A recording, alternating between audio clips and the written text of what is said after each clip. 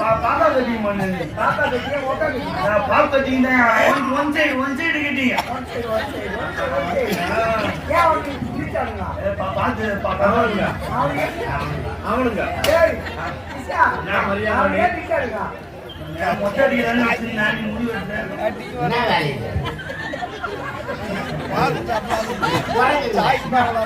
மரத்துக்கு மரத்தாவும் மத்தியில்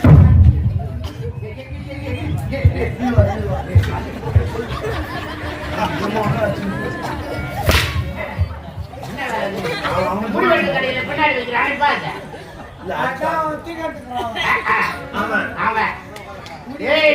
அவர் சாபம் கொடுத்தா சாப்பாட்டை வைத்தா சாம்பார் ஊத்தி சாப்பிட்டு போயிங்க சாப்பாடு சாபத்தை கொடுக்கக்கூடிய வல்லமை பொருந்தியவர் அவன் நினைச்சா எதை வேண்டாம் செய்வான்.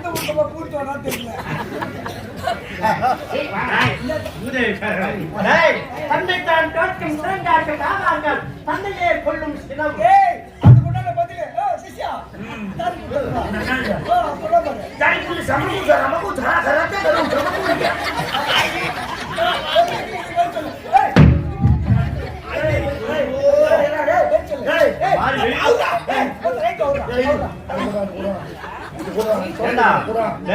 நான் எவ்வளவு அழகா பொய்யா குரல் சொல்றேன்.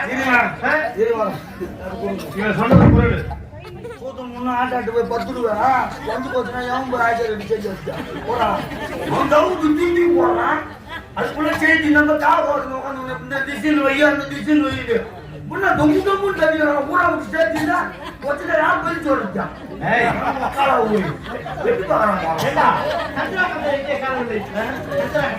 உள்ள வச்சுக்கிறேன் பாருங்க. அவன் வைத்திருக்க கஞ்சா கட்டை இல்லை குஞ்சா கட்டை. எவ்வளவு கஷ்டப்பட்டு நான் ஒரு நாளுக்குள்ள ரெடி பண்ண வரோம். எட்டுமில்லாமல் அரசவை நாடி வந்திருக்கிறார். வந்த விவரத்தை சொன்னால் அகமகிழ்வேன். வந்த விவரத்தை சொன்னால் வேடிக்கையாக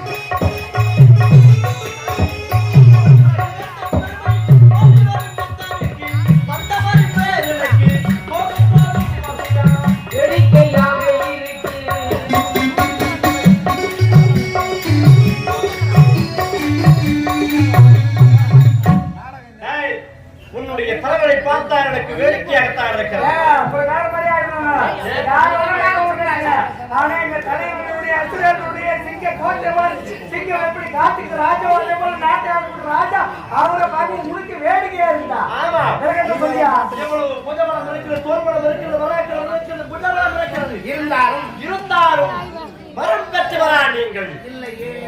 வரம் பெறாதவர் எப்படி மணிமுடி சூட்டி இந்த நாட்டை ஆள முடியும்? அந்த திறமையும் மகிமையும் எப்படி உனக்கு உண்டு? என்ன என்ன தேவை நல்ல பணம் தருவீங்க வருத்தமா சொல்றீங்க? அது கிடையாதா? வரம் பெறாதவன் நாட்டை ஆள முடியாது. போதுமா? வரம் பெற்று வேண்டும். ஆனால் வரம் பெற்றார்களுடைய தாயாரிகள் ஆனால் அவர்கள் உயிரோடு வாழ்ந்தார்களா? இல்லையே, மாண்டவெடுத்து விட்டார்கள். என் பரம்பரையில் உதித்த எத்தனையோ அசுர கூட்டங்கள் அரிய பெரும் தவம் இருந்து வரத்து பெற்றார்கள். வரம் பெற்ற விவரத்தை தெரிந்து அந்த நாராயணன் சூது பார்க்குமாக அனைவரையும் கருவறைத்தானே ஒழிய யாரும் நிலைத்து வாழவே இல்லை. அதனால் அவர்களை போன்ற நீயும் வரம் பெற வேண்டும், உங்களை நிலைத்து வாழ வேண்டும் என்று உரைக்கிறார். நிலைத்து வாழ வேண்டும் என்றால் என் சொல்படி கேட்க வேண்டும். என் சொல்படி கேட்டால் இந்த பூ உலகத்தில் நிலைத்து வாழலாம். பிறப்பது ஒரு நாள், வாழ்வது சில நாள், இறப்பது ஒரு நாள். அந்த இறப்பு இருக்க கூடாது உனக்கு. இந்த 3 நாட்களிலே மனிதனுடைய வாழ்க்கை வரலாறே அடங்கியிருக்கிறது. பிறந்தவன் யாராக இருந்தால் ஒரு நாள் இறந்துதான் ஆக வேண்டும். இது இயற்கையின் விதி. ஆனால் இறக்காமல் சிரஞ்சீவியாக வாழ வேண்டும் என்றால் நான் வரம் வேண்டும். என்ன வரப்பது? என்ன வரம்? யாரை காண வேண்டும் தெரியுமா? கைலாயம் செல்ல வேண்டும். முக்கன் பரம்பரை தவம் செய்ய வேண்டும். தவம் செய்தால் மனமுறங்கி காட்சியளிப்பார். அசாகாவல் வேகாவல் போகா செல்வம் இவை அனைத்தும் பெற்றாலும் இது போக முக்கியமான ஒரு வரம் இருக்கிறது. யாரும் பெற்றிராத வரம். யாரும் பெற்றிராத வரம். இதுவரை யாரும் கேட்டு பெறாத வரம். என்ன வரம் தெரியுமா? சொன்னாங்க. யார் சிரம் மீது உன் கரத்தை வைத்தாலும், யார் தலையில் நீ கையை வச்சாலும் அவன் பக்தியை கடவுள் என்று. இதுவரை எவருமே பெற்றிராத வரம்.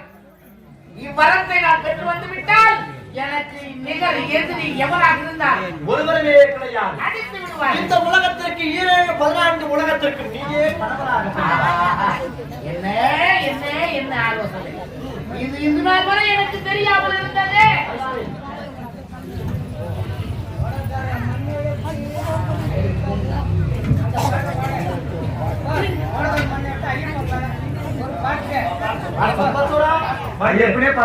மாயத்தை உனக்கு எடுத்து வந்து விட்டேன்.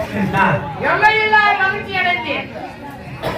எனக்கு நல்லதொரு ஆலோசனை உரைத்து வந்த மறுபடிவரே எப்பப்போ உனக்கு தோணுதோ என்னை சந்திக்க வேண்டும் என்று உரைக்கிறாயோ அப்பொழுதெல்லாம் தாராளமாக நீங்கள் வரலாம். உங்கள் அன்போடு உபசரிப்போம். உங்கள் வரவேற்பு நான் மகிழ்ச்சி அடைவேன். நாராயணம் நாராயணம் நாராயணம்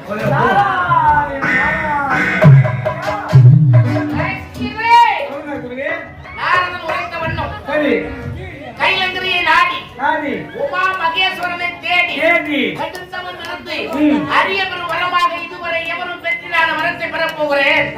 அதற்கு முன்பதாக என் மனைவியை சந்தித்து மனைவியிடம் விடைபெற்று சென்றால்தான் சென்ற காரியம் வெற்றியோடு திரும்பலாம். மனைவியை சந்திக்கலாம்.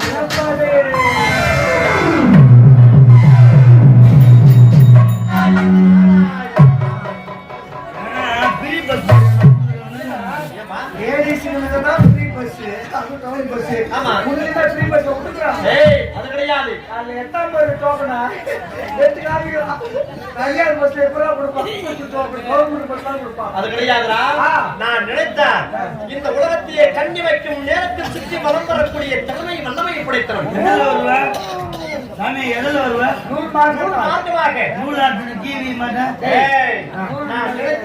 மகாலட்சுமி இருக்கிறாரு. அந்த புறத்திற்கு யாரு அனுமதியும் இல்லாமல் செல்லக்கூடிய நாரத மகன் என்றானா? நான் எந்த வீட்டுக்கு போக வேண்டாம். நான் வந்திருப்பதாக சொல்லிட்டு வாருங்கள். அன்போடு உபசரிக்க வேண்டும்.